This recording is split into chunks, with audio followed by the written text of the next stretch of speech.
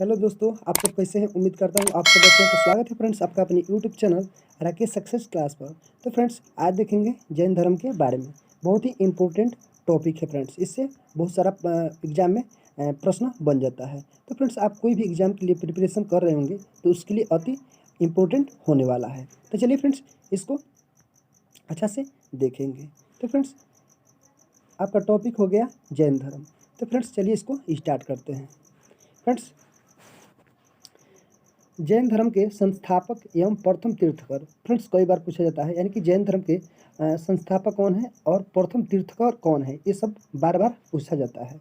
तो फ्रेंड्स इसको याद रखिएगा इसको याद रखिएगा फ्रेंड्स। ऋषभदेव कौन थे? ऋषभदेव। तो फ्रेंड्स पूछ देगा कि जैन धर्म के संस्थापक और प्रथम तीर्थकर कौन हुए? तो ऋषभदेव हुए। ठीक है। नेक्स्ट पॉइंट है फ्रेंड्स कि जैन धर्म के 23वें तीर्थकर यानी कि कौन हुए? पार्श्वनाथ। ठीक है, इसको याद रखिएगा। यानी कि जैन धर्म के 23वें तीर्थकर कौन हुए? पार्श्वनाथ थे। जो फ्रेंड्स जो काशी के इक्ष्वाकुक यानी कि वंशीय राजा अशोसिन के पुत्र थे। ठीक है। इन्होंने 30 वर्ष की अवस्था में यानी कि संन्यास जीवन को स्वीकार किया। तो फ्रेंड्स जो पार्श्वनाथ थे वो 23 वर्ष की अवस्था में यानी कि संन्यास जीवन को स्वीकार किया। इनके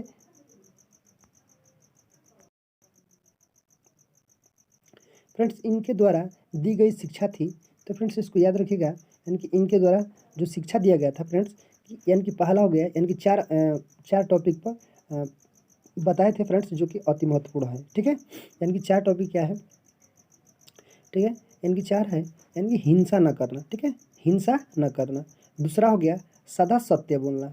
तीसरा है चोरी न करना। ठीक है, तथा चौथा है संपत्ति न रखना। तो फ्रेंड्स इनका 4 महत्वपूर्ण बातें बतलाई गई थी। ठीक है, वो कहे थे। फ्रेंड्स नेक्स्ट है महावीर स्वामी, यानी कि जो जैन धर्म के 24वें तीर्थकर थे, यानी कि और अंतिम तीर्थकर।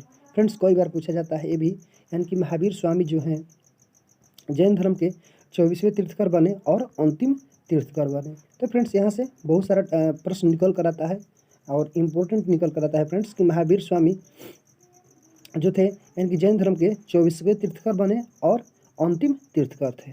ठीक है, यहाँ पर आप लोग देख लिए, यानी कि 23वें तीर्थकर, यानी कि जैन धर्म के 23वें तीर्थकर कौन हुए? पार्श्वनाथ। फ्रेंड्स ये भी आप लोग जान गए कि जैन धर्म के संस्थापक कौन है और प्रथम तीर्थकर कौन है? ऋषभदेव।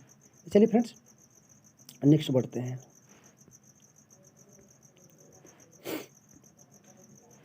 फ्रेंड्स नेक्स्ट है कि महावीर का जन्म 540 ईसा पूर्व में, यानी कि कुंडग्राम यानी कि वैशाली में हुआ था। फ्रेंड्स आप सब इसको याद रखिएगा, यानी कि महावीर जी का जन्म 540 ईसा पूर्व में। कई बार पूछा गया है फ्रेंड्स, यानी कि कुंडग्राम वैशाली में हुआ था। इनके पिता सिद्धार्थ, यानी कि इनके पिता का नाम क्या था? सिद्धार्थ था। ज्ञात्रिक यानी कुल के थे, यानी पूछता है फ्रेंड्स किस कुल के थे? ज्ञात्रिक। ठीक है, कुल के थे। कई बार पूछता है फ्रेंड्स, यानी कि किस कुल के थे? ज्ञात्रिक कुल के थे। फ्रेंड्स वो सरदार थे। ठीक है, और उनके माता त्रिशला लिच्छवी, यानी कि उनके माता का नाम त्रिशला लिच्छवी था। राजा चेटक की बहन थी। फ्रेंड्स ये भी पूछता है उनकी माता जो थी किसकी बहन थी? किस राजा का? चेटक की बहन थी। ठीक है।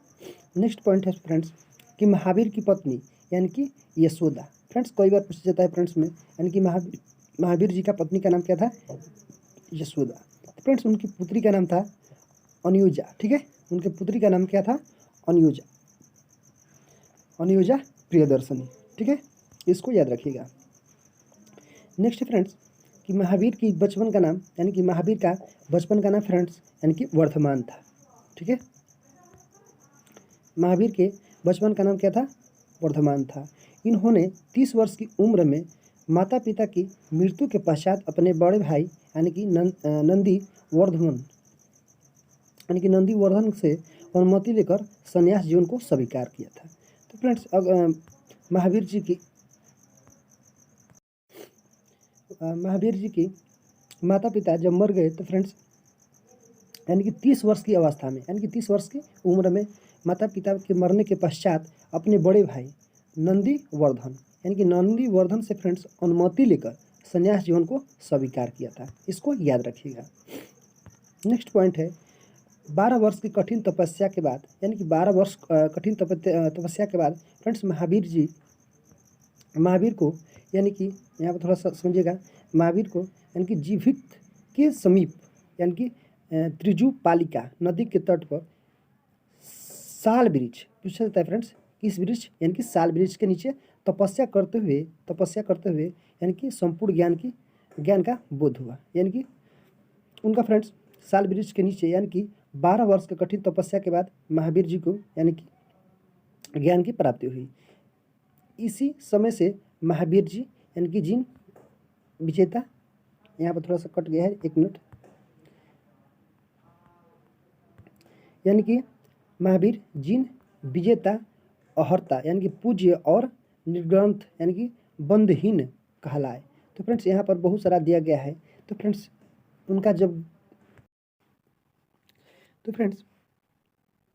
उनके 12 साल यानी कि 12 साल कठिन तपस्या के बाद फ्रेंड्स जब यानी कि साल वृक्ष के नीचे उनके ज्ञान की प्राप्ति हुई फ्रेंड्स, तो उस समय यानी कि इस समय महावीर जी को 3 नाम से पुकारा गया था, यानी कि जिन, अहर्त यानी कि पूज्य, निर्ग्रंथ यानी कि बंधहीन कहलाए। इसको याद रखिएगा, ठीक है। नेक्स्ट समझिएगा, महावीर ने अपना उपदेश प्राकृतिक में यानी कि अर्धमगधी भाषा में दिया था। फ्रेंड्स कई बार पूछा जाता है कि महावीर जी अपना उपदेश किस भाषा में दिए हैं, तो इसको याद रखिएगा, प्राकृतिक यानी कि अर्धमगही, इसको याद रखिएगा। नेक्स्ट फ्रेंड्स कि महावीर के अनुयायियों को मूलतः निग्रंथ, यानी कि महावीर के अनुयायियों को मूलतः क्या कहा गया है, यानी कि निग्रंथ कहा जाता था। इसको याद रखिएगा, ठीक है।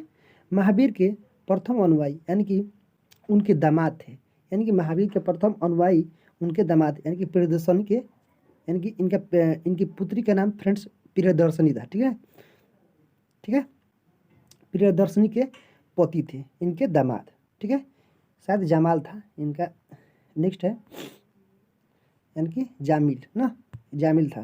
तो फ्रेंड्स महावीर के प्रथम अनुयायी उनके दामाद थे और उनके प्रियदर्शनी के पति यानी कि जामिल बने, यानी कि प्रियदर्शनी के पति कौन थे, जामिल, और महावीर की दामाद यानी कि महावीर जी के दामाद कौन थे, जामिल, ठीक है। इसको याद रखिएगा। नेक्स्ट फ्रेंड्स कि प्रथम जैन यानी कि भिक्षुणु नरेश दहीवान की पुत्री चंपा थी, यानी कि प्रथम जैन भिक्षुणु यानी कि नरेश दहीवान की पुत्री चंपा थी। इसको याद रखिएगा। महावीर ने अपने शिष्यों को 11 गणधरों में यानी कि विभाजित किया था। फ्रेंड्स महावीर जी ने अपने 11 शिष्यों को 11 यानी कि गणधरों में विभाजित किया था।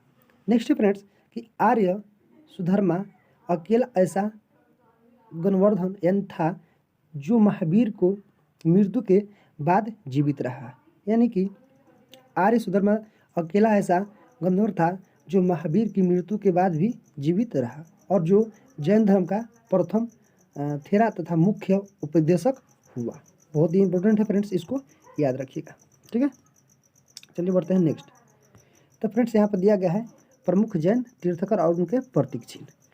चलिए इसको देख लेते हैं। तो फ्रेंड्स इधर हो गया जैन तीर्थकर के नाम और क्रम और प्रतीक चिन्ह, इधर भी हो गया। तो चलिए इसको एक एक कर देखते हैं। तो फ्रेंड्स ऋषभदेव यानी कि ऋषभदेव यानी कि प्रथम के प्रतीक क्या था, सांड, ठीक है, इसको याद रखिएगा। अजीतनाथ यानी कि द्वितीय, ठीक है, इनका प्रतीक चिन्ह था हाथी।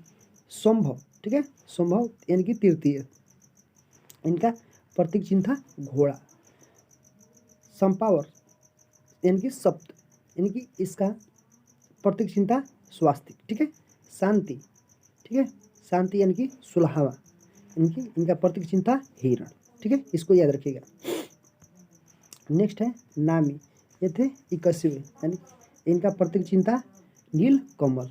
नेक्स्ट है अरिष्टनेमी, ठीक है, इनका प्रतीक चिन्ह था शंख, ठीक है, इसको याद रखिएगा। पार्श्व यानी कि पार्श्वनाथ जो 23वें तीर्थकर थे जैन धर्म का, इनका प्रतीक चिन्ह था सर्प। महावीर यानी कि ये थे 24वें, आप सबको पता होगा स्टार्टिंग में ही बदलाए थे, महावीर स्वामी यानी कि जैन धर्म के 24वें तीर्थकर थे। उनका प्रतीक चिन्ह था सी। ठीक है, इसमें कुछ नोट दिया गया है फ्रेंड्स, इसको देख लेते हैं। नोट में दिया गया है फ्रेंड्स कि 2 जैन धर्म तीर्थकों में यानी कि ऋषभ देव तथा अरिस्टोनेमी के नाम का उल्लेख फ्रेंड्स ऋग्वेद में मिलता है। इसको याद रखिएगा, बहुत ही इम्पोर्टेंट है। ठीक है, यानी कि 2 जैन तीर्थकम फ्रेंड्स थोड़ा सा सर्दी हो गया, ठीक है, थोड़ा सा सर्दी उर्दी पकड़ लिया है, इसके थोड़ा सा बोलने में कठिनाई हो रहा है। ठीक है, तब पर भी आप लोगों का क्लास ले रहे हैं और पढ़ा रहे हैं अच्छा तरीका से, तो फ्रेंड्स थोड़ा हेल्प जरूर कीजिएगा। यानी कि फ्रेंड्स इसको नोट में थोड़ा सा समझिएगा कि 2 जैन धर्म तीर्थकर यानी कि 2 जैन तीर्थकरों यानी कि ऋषभ देव, इसको थोड़ा सा साफ कर देते हैं। ठीक है, 2 जैन तीर्थकरों यानी कि ऋषभ देव अरिस्टोनेमी नामक उल्लेख यानी कि इनका नाम ऋग्वेद में मिलता है। अरिस्टोनेमी का भगवान कृष्ण का निकट संबंधी माना जाता है। ठीक है, चलिए नेक्स्ट बढ़ते हैं। फ्रेंड्स लगभग 300 ईसा पूर्व में मगध में 12 वर्षों तक यानी कि 12 वर्षों का भीषण अकाल पड़ा। फ्रेंड्स बहुत ही इम्पोर्टेंट है, यानी कि 300 ईसा पूर्व में मगध में यानी कि 12 वर्षों का भीषण अकाल पड़ा। ठीक है, जिसके कारण भद्रबाहु अपने शिष्यों के सहित कर्नाटक चले गए। ठीक है, यानी कि भद्रबाहु थे, अकाल पड़ने के बाद अपने शिष्यों के साथ यानी कि कर्नाटक चले गए, किंतु कुछ अनुयायियों यानी कि स्थूलभद्र के साथ मगध में ही रुक गए। ठीक है, भद्रबाहु के वापसी के लौटने के मगध यानी कि जब भद्रबाहु कर्नाटक से यानी कि लौटे तो उस समय मगध के साधुओं से उनका गहरा मतभेद हो गया। ठीक है, जिसके परिणाम स्वरूप जैन मत यानी कि जैन धर्म के श्वेतांबर तथा दिगंबर नामक 2 संप्रदायों में बट गया। यानी कि जैन धर्म था जो फ्रेंड्स, यानी कि जब अकाल पड़ने के बाद जैन धर्म का हुआ यानी कि 2 भागों में बट गया। यानी कि कौन कौन, श्वेतांबर और दिगंबर में। ठीक है, बट गया। तो फ्रेंड्स स्थूलभद्र के शिष्य श्वेतांबर यानी कि श्वेत धारण करने वाला, उसको क्या बोला गया, श्वेतांबर। ठीक है, नेक्स्ट है यानी कि भद्रबाहु के शिष्य यानी कि दिगंबर यानी कि नग्न रहने वाला कहलाए। ठीक है, भद्रबाहु के शिष्य जो थे यानी कि दिगंबर, उसको क्या कहलाया, दिगंबर कहलाए। ठीक है, इसको याद करते चलिएगा। नेक्स्ट है फ्रेंड्स यानी कि जैन संगीतिया। ठीक है, जैन संगीतिया। तो फ्रेंड्स प्रथम और द्वितीय, ठीक है, 300 ईसा यानी कि वर्ष, स्थल और अध्यक्ष। ठीक है, इसको भी याद करना जरूरी है क्योंकि यहाँ से भी कभी कार प्रश्न बन जाता है। तो फ्रेंड्स प्रथम यानी कि वर्ष 300 ईसा पूर्व में, स्थल पाटलिपुत्र और इसका अध्यक्ष कौन था, स्थूलभद्र था। ठीक है, द्वितीय में यानी कि 6वीं शताब्दी, ठीक है, वल्लभी गुजरात, इनका अध्यक्ष यानी कि क्षमा श्रवण था। ठीक है, इसको याद करते चलिएगा। चलिए फ्रेंड्स जैन धर्म के त्रिरत्न यानी कि सम्यक दर्शन, सम्यक ज्ञान और सम्यक आचरण। ठीक है, पूछता है फ्रेंड्स कि जैन धर्म के त्रिरत्न कौन कौन सा है। ठीक है, तो सम्यक दर्शन हो गया, सम्यक ज्ञान हो गया और सम्यक आचरण हो गया। ठीक है, इसको याद करते चलिएगा। नेक्स्ट है फ्रेंड्स कि त्रिरत्न यानी कि अनुशीलन में निम्न 5 महाव्रतों का पालन अनिवार्य है। ठीक है, तो फ्रेंड्स बहुत ही इम्पोर्टेंट है ये टॉपिक जो यहाँ पर पढ़ रहे हैं, यानी कि त्रिरत्न के अनुशीलन में निम्न 5 महाव्रतों का पालन अनिवार्य है। इसको देखिएगा, 5 महाव्रत कौन कौन सा है। ठीक है, अहिंसा, सत्यवचन, अस्तेय, अपरिग्रह, ठीक है, ब्रह्मचार्य, इसको याद रखिएगा। नेक्स्ट है फ्रेंड्स कि जैन धर्म के ईश्वर नहीं मानते थे, यानी कि जैन धर्म में फ्रेंड्स इसको याद रखिएगा कि जैन धर्म में ईश्वर की मान्यता नहीं था। बहुत ही जबरदस्त टॉपिक है, ठीक है। जैन धर्म में ईश्वर की मान्यता नहीं था, कोई मान्यता नहीं था। जैन धर्म में आत्म की मान्यता था, यानी कि स्वयं को वो लोग मानते थे। महावीर पुनर्जन्म की क्रमवाद में विश्वास करते थे। क्या करते थे फ्रेंड्स कि महावीर पुनर्जन्म यानी कि क्रमवाद में विश्वास रखते थे। जैन धर्म के सप्तभागी ज्ञान को अन्य, यहाँ पर देखिएगा, अन्य स्वादवाद और अनेकांतवाद, ठीक है, इसको याद रखिएगा, ठीक है। जैन धर्म ने अपने आध्यात्मिक विचारों को यानी कि सांख्य दर्शन से ग्रहण किया है। यानी कि फ्रेंड्स यहाँ पर थोड़ा समझिएगा कि जैन धर्म ने अपने आध्यात्मिक विचारों को सांख्य दर्शन, ठीक है, सांख्य दर्शन से ग्रहण किया है। चलिए नेक्स्ट पढ़ते हैं। बहुत ही इम्पोर्टेंट टॉपिक है फ्रेंड्स जैन धर्म, ठीक है, इससे बहुत सारा प्रश्न निकल कर आता है। फ्रेंड्स जैन धर्म मानने वाले कुछ राजा थे, तो इसका राजा का नाम देख लीजिए, यानी कि उदयन, वंदराजा, चंद्रगुप्त मौर्य, कलिंग नरेश खारवेल, राष्ट्रकूट राजा, अमोघ वर्ष, चंदेल शासक, ठीक है, जो जैन धर्म के मानने वाले लोग थे, ठीक है। नेक्स्ट है मैसूर के गंगवंश के मंत्री यानी कि चामुंड के प्रोत्साहन से कर्नाटक के श्रवणबेलगोला में यानी कि 10वीं शताब्दी में यानी कि मध्य भाग में विशाल बाहुबली, ठीक है, की मूर्ति यानी कि गोमतेश्वर की मूर्ति का निर्माण किया गया। थोड़ा सा समझिएगा फ्रेंड्स, यहाँ पर थोड़ा सा समझिएगा यहाँ पर, यानी कि मैसूर के गंगवंश के मंत्री चामुंड के प्रोत्साहन के कर्नाटक के श्रवणबेलगोला में यानी कि 10वीं शताब्दी में मध्य भाग में विशाल बाहुबली यानी कि मूर्ति यानी कि गोमतेश्वर की मूर्ति का निर्माण किया गया, ठीक है।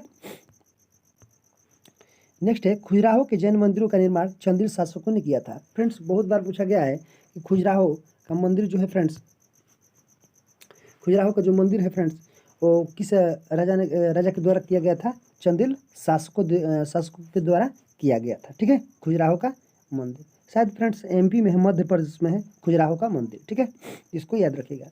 नेक्स्ट है मर्योत्तर युग में यानी कि मथुरा जैन धर्म के प्रसिद्ध केंद्र था। मर्योत्तर फ्रेंड्स युग में यानी कि मथुरा जैन धर्म के प्रसिद्ध केंद्र था, यानी कि मथुरा कला का संबंध जैन धर्म से है। फ्रेंड्स बहुत बार पूछा गया है कि मथुरा यानी कि मथुरा कला का संबंध किससे है? जैन धर्म से है, इसको याद रखिएगा, ठीक है।